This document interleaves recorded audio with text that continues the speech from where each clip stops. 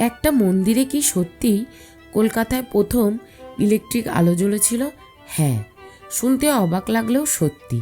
কলকাতায় প্রথম ইলেকট্রিক আলো জ্বলেছিল কোনো রাজপ্রাসাদে নয়, কোনো ব্রিটিশ অফিসেও নয়, বরং একটি হিন্দু মন্দিরে।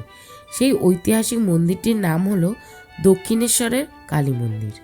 1879 সালে থমাস এডিসনের বিদ্যুৎ আবিষ্কারের ঠিক পরপরই 1881 সালে কলকাতা শহরে ইলেকট্রিক লাইটের সূচনা হয়।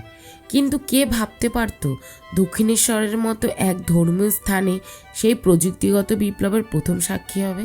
সেই সময়ই রানী রাসমণির উত্তরাধিকারীরাও বিদ্যুৎ কোম্পানির সহযোগিতায় দক্ষিণেশ্বরের মন্দিরে প্রতীক্ষামূলকভাবে ইলেকট্রিক লাইট বসানো হয় মূল মন্দিরের গর্ভগৃহের চারপাশে। তখনকার দিনে গ্যাসের আলো বা কেরাসিন ল্যাম্পই ছিল ভরসা, ফলে সাধারণ মানুষের মধ্যে ব্যাপক কৌতূহল ও বিস্ময়ও দেখা দেয়। মা ভবতারিণীর দরবারে আলো এলো কীভাবে? অনেকেই ভেবেছিল এটা অলৌকিক ঘটনা। দক্ষিণেশ্বরে শুধু আধ্যাত্মিক নয়, প্রযুক্তির ইতিহাসেও এক পথপ্রদর্শন হয়ে ওঠে। আজও সেই ঐতিহাসিক মুহূর্তটির ছায়া যেন রয়েছে মন্দিরের প্রতিটি কোণে, প্রতিটি দীপ্তিতে। এটাই হয়তো কলকাতার প্রযুক্তির আধুনিকতার অন্যান্য মেলবন্ধনের প্রথম স্বাক্ষর।